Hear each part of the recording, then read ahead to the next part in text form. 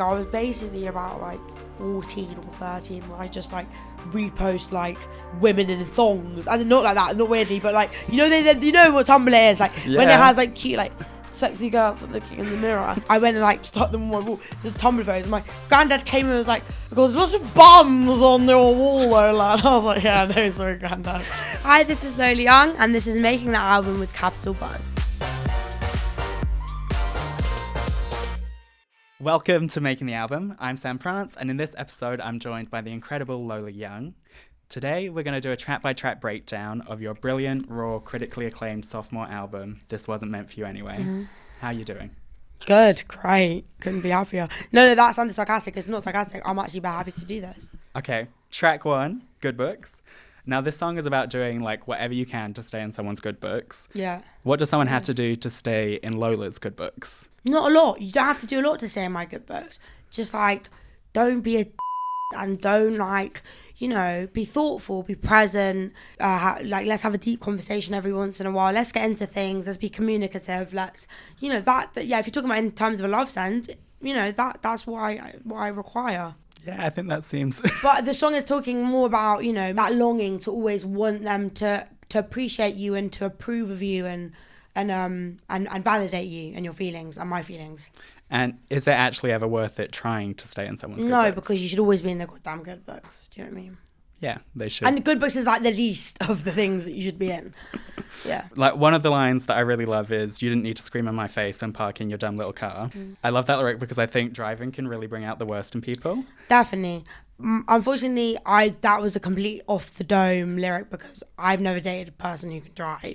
So that lyric was more metaphor of like, you know, I think when I write songs and I write lyrics, it can be pulled from different people. The song necessarily does not fluid to like one person, and each lyric can actually be one lyric about one person in my life and the other person, and then the next lyric can be about a completely different person. Sometimes in retrospect it can be like that, but I think definitely I've a lot of people in my life when they've driven me around, they're absolute and you know, I just think it can bring out the worst in people, and you see their true colours a lot more when they're in a position of stress. So yeah. I mean, on a scale of 1 to 10, like 1 being useless, 10 being like F1 level, what are your driving skills like? I don't drive, and I'm absolutely not going to drive because it'll be the way I die. Yeah. It will be the way I die. I don't know my left and rights. I might even get a tattoo of the L and R. I don't even know. Oh, I got it that time. And yeah, I'm terrible. Because can I just say something quickly? Left, right? Everyone does this thing where they go left, right. Mm-hmm. Let me tell you something right now. If this is left, that is left. I just flip around. And then also left must be that way because I'm voting that way. Wait, left. I don't understand. Is it that way or that way? Oh, honestly. No. Okay. Doesn't make no sense. No, everyone stop with lefts and rights. One way system, all the way. Brilliant. No driving for Lola. No. Track 2, Wish You Were Dead. Now, I adore this song. Like, one of the things I love about this album is that there's such a contrast between your sort of, like, old, soulful tone and then you have these, like, blunt lyrics and brash production. Thank you. It really feels like you found and honed your sound. How would you describe your sound? I would say it's a combination of a lot of different things. I think Wish You Were Dead feels like it's got kind of jazzy elements in the bass line, the chorus and the verse, and it goes into quite a pop rock thing in the chorus, and it's got, you know, quite heavy drums, quite electric, like quite heavy distorted electric guitar. So it's got that pop rock element to it. But the song, and then it's also got quite like a classic singer-songwriter thing if you strip it back to its original form. I would say my sound is a combination of my influences, so hip-hop and more singer-songwriter based stuff and rock and R&B, yeah, and soul. Well, the song is about being stuck in like a toxic cycle of going back to someone you shouldn't really be going back to, and at the same time like realizing you don't like them. Yeah, you don't like them. Yeah. How do you break that cycle? You have to remember that if you can love someone and you can not like them, that's a really important thing I've realized in the last couple of years of being in relationships. You can love somebody and literally not like them. You can be in love and you can not like the person, and liking the person and respecting the person is way more important than loving them. And actually, there's a 21 Savage lyric where he says you can love somebody and still stab them in their back, and you can like love somebody just by being attached. Loyalty is way more important than love, and respecting and really liking who they are and like going, actually, you know what? like, I actually like you. I want to be around you. I enjoy your company. You're interesting to me. You're someone that I respect. And at times that can be more important than being in love. And love also becomes a little bit of a choice. So with Wish You Were Dead, it's like, I actually wish you were dead. Can't be asked with you anymore, mate. Yeah. Not worth it. I mean, talking again of your sound, I've seen like a lot of critics, a lot of reviews, they all say you sound very British, and you've been compared to artists like Amy Winehouse, Adele, Lily Allen. How do you feel about those comparisons, and what do you think separates British artists and American artists? I love the comparison. I think anyone who says when they get compared that they feel like offended by it, it's like, you're literally being compared to the greatest artists that have ever lived. I don't think you should be offended by that, or like, I'm an artist. That's clear. So I do think that I'm always happy to be, and I think that's how people make sense of an artist is by, and I would just say the separation is we're edgier. Sorry. Well, it's true. It's like there's British singers are blunter.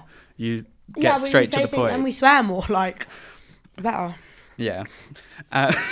Track 3, Big Brown Eyes. You can call me a bitch if you say it with your big brown eyes. You say on this song. On the past song you were singing, Until I Throw a Punch, you call me a like, not to sound like a concerned parent, Lola, but... Why am I swearing so much? No, like, how often do guys speak like that to girls these days? Wish You Were Dead is I was speaking to them like that as well. Like, it wasn't just, but I would say with Big Brown Eyes, it's like... The deeper meaning of that song is literally that you can do whatever you want if you say it, and you blind me with the way that you are and the way that you look and what you and the way that you act. Not necessarily the way you act, but you're blinding me, and I see past your bullshit because I wanna be with you kind of thing. And then it also has it plays with like hatred to the person and along with like that longing. So yeah, I would say Big Brown Eyes Wish You Did have the same kind of sentiment. But Big Brown Eyes talks about the sentiment of it being more painful. But even though it's a fun song, it's literally about like, sex and wanting to still have sex with them after you've been disrespected. I mean, right. But do guys just call girls and bitches these days? Yes, they do. All the time, like in relationships. I think so. Well, in my ones. Jesus Christ. I know it's really bad, but I'm yeah. If you could give like a PSA to men right now, what would it be? Stop. Grow up. Yes. They need some babying. Yeah, exactly. Or maybe they've been babied too much. Yeah, probably. Track 4, Conceited. Yeah. This was the first single. You actually released it in 2023, just 4 months after your debut album, My Mind Wanders and Sometimes Leaves Completely. Why did you start this era so soon? And how complete was this album then? When I released Conceited? Yeah. There's an eyelash on my thing. I wanted to... I think it wasn't super complete. It was still a work in progress at that point, but Conceited was the kind of start of a new sound. I was working with Jared, aka Solomon and Phonic. I was working with my boys, and I was working with a couple of people, and we were testing some sounds out. That was this Conceited felt like the start of a sound that had evolved quite naturally, but then I was like, actually, this is cool. The kind of quirky like bass line and the it's kind of funky, but it's also so that was like the yeah, it's so distinctive. Had you cut your hair a similar time to then? Yeah, it was literally like, I don't even know timelines, but yeah, it was around that time. Like, how much do you feel like your aesthetic is tied into your sound? They're two separate things, but I would say they definitely work in simultaneously, because when I cut my hair, I realized I needed a change, and therefore influenced the music and how much the music could also, change, and also how much it could evolve and how free I could be with its evolution because of the fact that I'd cut my hair, and that gave a distinction thing of like, actually I can do this, I can do what I want to do and be more free with my creativity. So it was like a domino effect. Well, I think more so than ever, it's like people now know what a Lola Young song sounds like, and you have a really clear artistic identity, which I think is really hard to develop. Thank you so much, I appreciate that. Now, the two projects actually, in comparison to your last album, have a very different energy. Yeah. And you've been releasing music since 2019. I have. How do you feel about your early music now? You know what? In all honesty, it's all part of my journey. I've been saying this a lot recently that I don't regret anything I've done because it wouldn't have led me to here. If I didn't have the old songs that I don't love and I don't really listen to or go back to often, my first project Intro I'm still proud of. I still love that. There's some songs in between that I'm not so, wouldn't put on in the car ride, but even though I don't drive, but I would just say that it's all part. I wouldn't have been able to understand myself and get to this point if that didn't happen. It's the same with anything in life. Yeah, I mean, as fans, it's so nice to be able to see your like full artistic journey, like right from the early EPs through to now. I think so. Okay, track 5, Messy. Now, as soon as I heard this song last May, I knew it was a smash. Me and my manager Woody were like losing it over it. You actually, at the time, called it your favourite song on the album. Did I? When did I say that? Just before the album came out, you said Messy was your favourite song on the album. Oh, that's weird. It's not anymore. I was going to say, so how has your relationship with the song changed now that it's this like huge viral hit? Okay, I see the song differently because I just hear that one bit of the song over and over again, and the way I hear it has changed. But I'm very proud of it. I'm always going to be very proud of that song because it's the first song that opened doors for me and has opened doors for me. And it's a song that I literally wrote. Like, it's funny because I literally wrote it in my bedroom, and I remember, on my sofa. I can't remember where I was, but it was just about it was a very simple song for me. It was, I want to be, is that not allowed? Am I not allowed to be, with all my defects and all my flaws, am I still not allowed to feel like I belong, And that's really what it was about. And I think then I recently got diagnosed with ADHD, and that contextualized everything and made sense of the song more for me. So I'm very proud of it, yeah. Well, I think that's why so many people relate to it. It's like, it's become a number one song because people can relate to that message of feeling which I messy. think is important to note, because I think some songs go number one or go viral because of like the good melody, or it's like a dancey hit. Like, this is a song that's got depth, and that's why I'm so proud of it. Yeah, and like, how validating was that to see a song that, I mean, months ago before it blew up, you were saying this is a great song, and now it is number one. Yeah, I don't know. It's just kind of weird. I can't really take it in, but slowly and surely I am, and it makes me feel very warm. Well, very, very deserved. Thank you. I mean, and it also, like, something that happens, I swear, anytime like an artist blows up, the term industry plant gets thrown around. And obviously people have no idea that you've been working since 2019. How do you feel about that term? They don't know, otherwise I wouldn't be saying that. I think it's just a stupid term. Like, I think there are cases of industry plants, but like, so what? Doesn't mean they're not talented. Doesn't take away from anything. Some people saying I'm a nepo baby because my great aunt wrote the Gruffalo. I mean, what kind of rubbish is that? Like, I have so much to say on that I can't even talk about. But I'm not a nepo baby. I'm not an industry plant. There we go. I said it. Cleared it up for all you losers that want to just comment rubbish on the internet. Just find something better to do. You're sad. You're lonely. Like, you know what I mean? I think also the thing is that industry plant is just a term for other artists and other people to use who just don't really know what they're doing in life and feel upset that someone else is like having their moment. And if you are an industry plant, you're not going to have your moment for that long, unfortunately, independently. And maybe sometimes you will. Like, it doesn't matter. None of these things matter. If someone's got talent, they've got talent. Well, exactly. You're a true artist, and like, the music speaks for itself. Yeah, and I'm also not an industry plant at all, by the way. Well, completely. I also feel like people have this false idea that because you went to the Brit school, that the Brit school just like churns out stars left, right, and centre. Yeah, and they don't. Like, and also it's a normal school, and I was like, yeah, it's just a normal school. I still did my things, and I went to like really like quite a rough school before that, and you have to audition to get in. Like, these still things are like, whatever. Yeah, people. I mean, what was the Brit school actually like? I had a lot of fun. It was amazing to be in and around people who were like-minded, who had a creative drive, but it was also just a school. Like, you still did all your normal lessons. There was no dancing on tables. Occasionally there was. And it wasn't like, people see it as this quite, but when you actually go there, like, it was just as difficult as any teenager finds being at school is, like, Well, obviously it's like the artists who break out for a reason, because yeah. And also they want to go there because it's the place to go. Do you know what I mean as well? So it's like you go there, a lot of times people do end up at the Brit school because they think it's the place to go, and maybe it is, maybe it isn't for some people, but that's like why it's churned out so many artists and then other artists go in. It's like that. Okay, track 6, Walk On By. Take your shit out my house and you can keep that ugly painting that you brought. I never liked realism anyway. What's the wildest thing you've ever pretended to like when you're in a relationship with someone? Oh, I don't know. That's hard. The gifts, like the gifts What have people bought it's you? taking me back. Like some stupid. That Walk On By is literally about painting.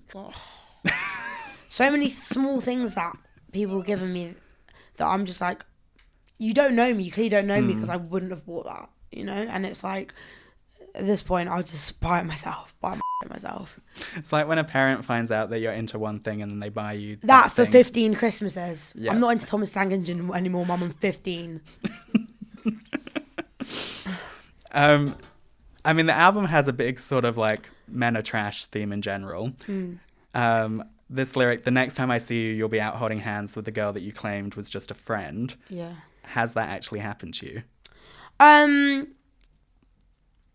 No, but I think it was, when I wrote Walk On By, it was actually kind of foreshadowing the future. I was like, I hadn't actually broken up with my partner at the time, and I was anticipating that kind of thing, and I was Walk On By. So it's also, you know, even though these songs kind of are masked with that power, and that I'm taking ownership of this, and I'm, you know, that song is actually going, wait, like, it's the sadness because I was still in the relationship. I was still hurting. I was still, you know, I was grieving something that I hadn't yet lost, and that was hard.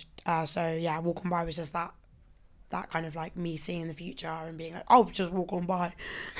Did they hear it whilst you were still in the relationship with them? Yeah. Did they understand what was going on?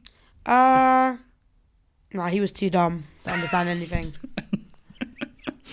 I mean, but that is the thing. Like, I do think it is a general thing where guys tell their girlfriends, yeah, no, I'm not into that person, and then they do end up in a relationship with them shortly afterwards. So it's that real happens. Experience. And you know, I think just to be clear, I think that relationship taught me a lot of things, and I don't hate the person, and I mean, in the album I had a lot of pain and I was going through a lot, but I think it's just you can't hate, you just got to kind of let go and move on. And I think that album helped me do that. So music so important to me is that I would have never been able to understand or heal from that relationship if it wasn't for music.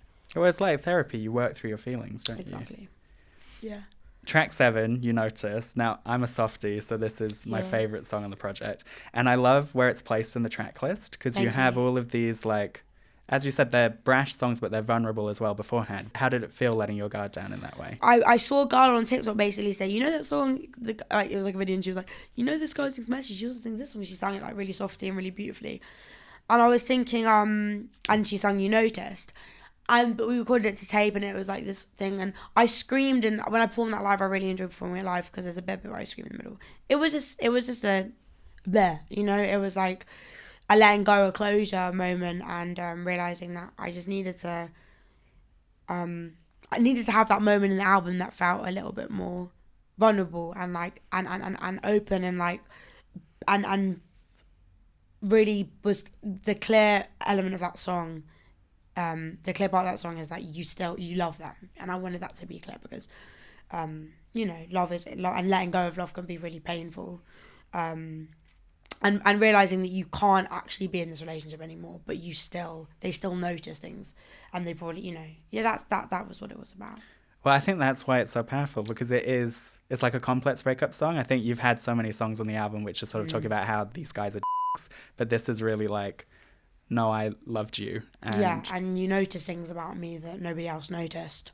And even like the line about helping with your sister's painting, it's just very sweet, I guess, like personal touching moments. Yeah, there's some personal, yeah. Okay, we've had 2 breakup songs in a row, obviously Walk On By a slightly different breakup theme. What to you is the ultimate breakup song? Like, what's got you through your own heartbreak? So I think there's a couple of songs that I like to listen to when I'm having a breakup. But I think Take a Bow, Rihanna. Right, okay, that's like one that I listen to when I'm feeling like I just need to like get through. And then this is very obscure and different, but there's a song Crosses by Jose Gonzalez, and it's just a really Okay. beautiful song that I listen to when I'm having a breakup. And then there's just like, I don't know, there's so many good breakup songs. I mean, every bloody song is about breaking up with someone. I have to have a think about that. Would you prefer to like? I mean, Take a Bow's like quite empowering if you're going through a breakup. Yeah, but that's what I like. I'll put on the sad songs. That's You'll what I'm wallow? saying. I'll wallow for sure. Like I'm sitting there wallowing. I think that's healthy though. It's a cathartic way of like Exactly. working You've through got to it. feel it, you Yeah. know, before you. Yeah. Whereas like people can wallow with You Noticed, and then they can like feel like the shit with Walk On By. You've given There we both go. You've got it. You've hit the nail on the head. experiences. Okay, track 8, Crush. I think I got a crush. What the and I hate it because it don't mean much. I'm a mug. Lola, why is having a crush so embarrassing? Okay, so this was a point where I'd literally got to LA and I'd broken up with my ex and I met somebody new. And the point in that song is that when you've got a crush, you feel vulnerable, you feel stupid, you're like constantly in that infatuation limerence phase where you're constantly thinking about them.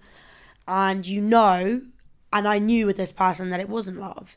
And I was also in a very funny mental place, but like it was just me coming clean that it can be debilitating and slightly embarrassing having a crush on someone because they just think it's all you think about. And at the end of the song, it's got that loud, like, you know, quite intense bit. And that's like me just going, I hate it. Get out of my head kind of thing. And yeah. Yeah, but I think a lot of people relate to that because there's nothing worse. It's like, why can I barely string a sentence together when someone is right next to me? It's very confronting. Yeah, exactly. Obviously, the song is titled Crush, so I feel like I'm legally required to ask, who was your celeb crush growing up and why? Ooh, was this the classics? Do you know who it's going to be? Well, okay, it was for a long... when I got a bit older, it was like Skepta and like... Prince was my big celeb crush. But it was just Leonardo DiCaprio and bloody Johnny Depp. It really was. Justin Bieber. What's your favourite Leo film? Okay, so The Beach. I also like Shutter Island. Great soundtrack as well for The Beach. I love Shutter Island is an incredible film. I also really like Inception as well. Yeah, no classics. I mean, what was your like first all-consuming crush just in life? Like, how did that feel? Horrible. I mean, I crush on someone every day, so it's like, you know. But it was just, you know, this ain't love is every. I can't remember. This ain't love is everything, anything but. It's like, you know, it's also me telling myself and trying to tell myself this isn't love, this isn't love, this isn't love. That like, yeah. Yeah, I think Trying to force yourself into that space so you don't have to, you know, you don't have to feel things, which you know can be annoying when you feel things too much about something. So. Completely. Track 9. Spicy lyric incoming. You better show me how that thing works, because you know you're going to make my panties drop. What inspired this song, Lola?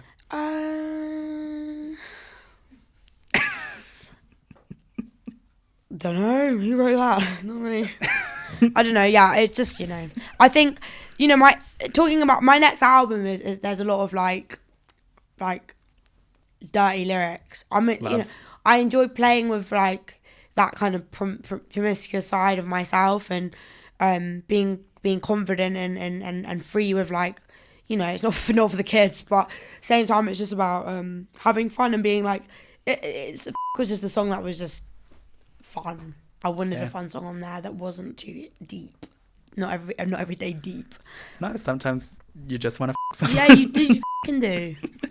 Now, we're 9 tracks into the album. There's no collabs, which is quite rare these days. Was that a deliberate choice? And if so, why? No one wanted to collab with me at the time. No, it was. And I think I'm going to actually do that on purpose. I think I've done some collaborations. I've done Tyler, the Creator, and I've done Lil Yachty. I've worked with people, but I think Billie Eilish, one thing I really respect about Billie is that she just doesn't do it because she respects her own craft enough. She knows what she likes. I mean, she's done it occasionally, but for her albums, she really stands true to herself. I mean, I think she's got a couple of collaborations, but it's not many. Yeah, I think if none I on the find, albums. I think if I find my person or my artist that I really respect and I love, of course I will. It just depends on who it is. I'd love to work with SZA. I'd love to work with a lot of different people. It's Well, more just like it's the SZA right loves time. SZA loves you. She's always commenting on your stuff. Yeah, How's yeah. that? No, it's amazing. I mean, I would love. I want to work with her, and I would very much be excited to do a song with her. It's just about the timing and finding the time, and they're busy. These artists are super busy. Top 3 SZA songs? Oh, that's hard. Well, I just love every album and every top 3 SZA songs. I'd say no, I can't even answer. I'm sorry. It's like it changes. At the moment, it's Broken Clocks off her Control album. I like Garden Say It Like That. I love her Control album. Also, just like Scorsese Baby Daddy on the new project is insane. It changes So every good. day. I love Control though. That's like top album for me forever. Me too.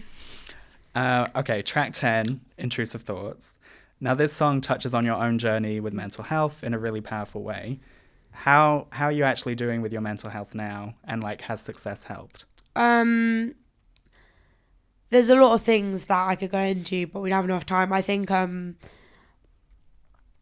been good. I've been very good for a while. I've been stable for a while. I think but the success necessarily hasn't helped, but it has not helped. So it's a place of I'm way more stable than I ever have been mentally. I'm way happier, and also just being in that stable position can affect success. So you being stable and being happy can lead to more success. And I had to check myself a couple of times and go, Lola, like, are you good? And pull myself out of certain situations or pull myself out of mental difficult situations that but I've been super open about my mental health disorder, and I'm going to be open about some other things I've gone through in the last couple of years in this next album that I'm working on at the moment. I think it's just about being open about these things because there is a massive stigma surrounding difficult conversations that need to be had in order to for people to reach out and feel more comfortable talking about these things. But yeah, I'm actually stable. Thank you for asking. Good. Well, fans have really praised you for being so open and like talking about, you've just mentioned earlier, you mentioned your ADHD, you've mentioned before your schizoaffective disorder. Mm-hmm. Were there any artists who meant a lot to you growing up because they spoke out about similar things? I think, there's always been like, I was even watching an interview, who was it with?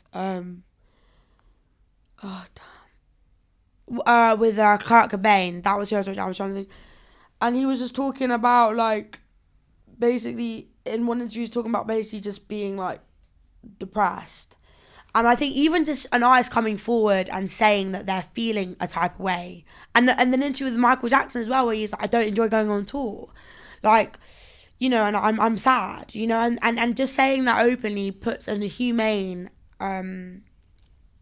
makes an artist look and feel more humane, because a lot of the time when you're under limelight, the audience and the consumer and the general public lose sight of what's really important, that they are just a human being. They're not this like, God. And even like one of my favorite lyrics in Frank Ocean, I'm scouring, but like it's like sometimes I feel like I'm a god, but I'm not a god. And you have to understand that like just by being and saying I'm not doing okay is really important. And I think wait, what was the question? But just artists who meant a lot to you growing up. So yeah, I don't know, like anyone that was open and honest about their feelings. I mean, what you just said about touring as well, like you're flying all around the world at the moment, you've just performed in Australia. How is that experience of like being on stage performing for thousands of people and then I guess going to a hotel It's room? really hard. Yeah, it's very hard because there's a calm down. You have a very intense natural calm down of coming off stage and like you all these people screaming your name, and then you just go back and just on your own. Like it's it can be really hard, but at the same time, this is something that I have to get used to, and I wouldn't change my job for the world. So yeah, but like don't be hard on yourself. It will take time to adapt, and definitely. You seem to be doing incredibly well from the outside. Much. Track 11, outro. Like I love that you've ended with a spoken word outro. Why did you want to end the album this way?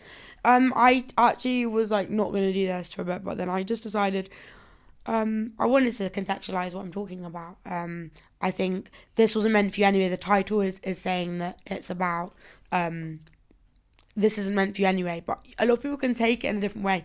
I want to be clear that what I meant by it is that I don't write any of my music for anybody. I don't write from a place of, oh, how is this person going to think about it? Or, you know, I want to have a number one hit. Like, I don't write from that place. So it's meant for me. It's meant for my thing. And if people like it, then that's an incredible byproduct of me doing something well. And I think, just being very clear that, like, it's helping me, and therefore it can actually help loads of other people, hopefully. No, and it's doing that. I mean, just also big up the Tumblr shout out. Yeah. Were you big on Tumblr? Like, what was your Tumblr aesthetic? What were you reblogging? My Tumblr aesthetic, I was basically about like 14 or 13, and I just like repost like women in thongs, as in not like that, not weirdly, but like, you know, you know what Tumblr is, like when it has like cute like sexy girls looking in the mirror, and then I just repost that, and then next would be like a really deep poem, like a really sad deep poetry. Sad, and then it would be like, I know, like I don't know, just random things, and I basically had a whole wall in my bedroom where I'd like literally I went and like printed out loads of these like I disposable items and stuck them on my wall. So it's Tumblr photos. And my granddad came and was like, "There's lots of bums on your wall, though, lad." I was like, "Yeah, no, sorry, granddad." Well, that's the Tumblr experience, isn't it? Okay, just before we leave, you've actually mentioned a few times that you're already like quite into the process of the next album. Like, are you working on a deluxe, or is this a brand new album? This is a brand new album. This is a whole new thing. I'm very excited about it. It's really good. What's the like general vibe or tone? Like, what can you tease?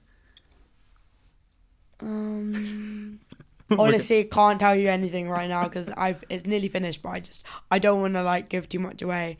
I'll just say because I remember this thing. I'll just say F everyone. That's what I'm gonna say, and then you're gonna. We'll understand when we hear it.